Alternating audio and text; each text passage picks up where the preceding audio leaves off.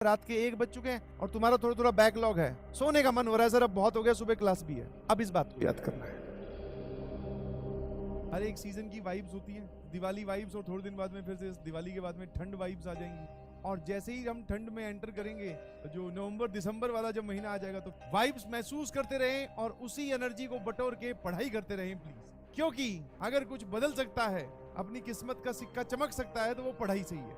अपने कुछ सपने खरीद लो बस, और उन सपनों पे सारी जान लगाए रखिए प्लीज। आई कैन अंडरस्टैंड जो फेस्टिव सीजन है, मैं अगर एक पोल करवाऊं कि कितने लोगों का पढ़ने का मन है और कितने का नहीं है, तो मेरे ख्याल से मैक्सिमम लोग बोलेंगे कि सर पढ़ने का मन नहीं है, क्योंकि सर माहौल में ही थोड़ा जॉयनेस है, हैप्पीनेस है। तो मैंने कहा देखिए, जब तक IIT JEE नहीं हो जाती ना, चाहे पढ़ने का मन हो चाहे ना हो, पर हमें तो पढ़ना ही है। मन नहीं, आई कैन अंडरस्टैंड, बहुत बढ़िया बहुत बढ़िया बहुत बढ़िया। 80% लोग बोलते हैं कि पढ़ने का मन नहीं है। यही तो सिखाया है, यही तो एटीट्यूड रखना है, चाहे माहौल कैसा भी हो, चाहे दिन कोई सा भी हो, हमें पढ़ना ही है सर। यही तो एक जिसको बोलते हैं dedication, and this is very important.